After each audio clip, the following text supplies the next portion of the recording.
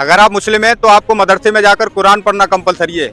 वहीं आप हिंदू हैं तो ना ही तो आपके लिए गुरुकुल हैं और ना ही आप गीता पढ़ सकते हैं। और यही कारण है कि हाल ही में हुए जंतर मंतर प्रोटेस्ट पर हजारों मुस्लिम और क्रिश्चियन बच्चे भी आए थे, लेकिन उन्होंने अपनी संस्कृति के खिलाफ एक शब्द भी नहीं बोला। वहीं पर हमारे हिंदू बच्चों ने हमारी संस्कृति के खिलाफ हर वो शब्द बोला जिसकी कल्पना हम कभी नहीं कर सकते हैं। याद कीजिए, स्वामी विवेकानंद साहब ने कहा था, गर्व से कहो हम हिंदू हैं, क्योंकि उनको पता था भारत अपनी शिक्षा व्यवस्था के दम पर, भारत अपनी न्यायिक व्यवस्था के दम पर, भारत अपने कुटीर उद्योगों के दम पर, भारत अपनी संस्कृति और धर्म के दम पर इस दुनिया का प्रतिनिधित्व करता था और सोने की चिड़िया कहा जाता था। और 1750 ईस्वी तक ये देश दुनिया की 82% जीडीपी को प्रोड्यूस करता था। इसी सोने की चिड़िया को लूटने के लिए अंग्रेज इस देश में आए थे।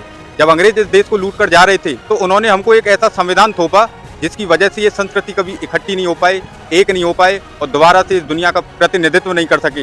यही कारण है कि उन्होंने हमको एक ऐसी न्यायिक व्यवस्था दी जो यहाँ के लोगों को कभी न्याय नहीं दे पाई।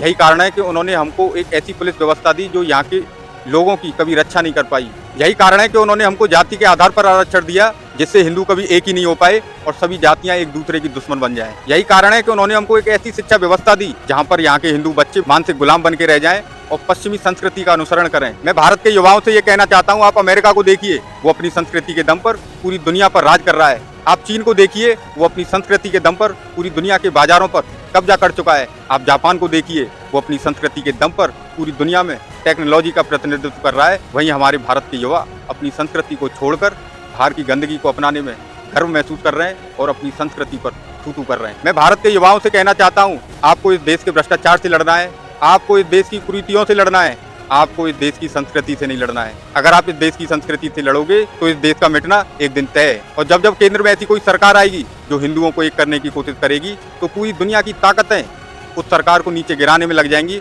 और उसका सहयोग सिर्फ वही युवा देंगे जो 70 साल से इन ईसाई मशीनरियों के स्कूलों में पढ़कर ब्रेन वॉश्ड हो चुके हैं और अपनी संस्कृति के खिलाफ बोलने में गर्व और विदेश की गंदगी को अपनाने में गर्व महसूस करते हैं। इसलिए युवाओं, उठो, जागो और रील से बाहर निकलो और एक ऐसा देश बनाओ जिसकी कल्पना हमारे बुजुर्गों ने की, जिसकी कल्पना हमारे पूर्वजों ने की और जिसकी कल्पना हमारी आने वाली पीढ़ी हमसे करती है। जय हिंद, जय युवा।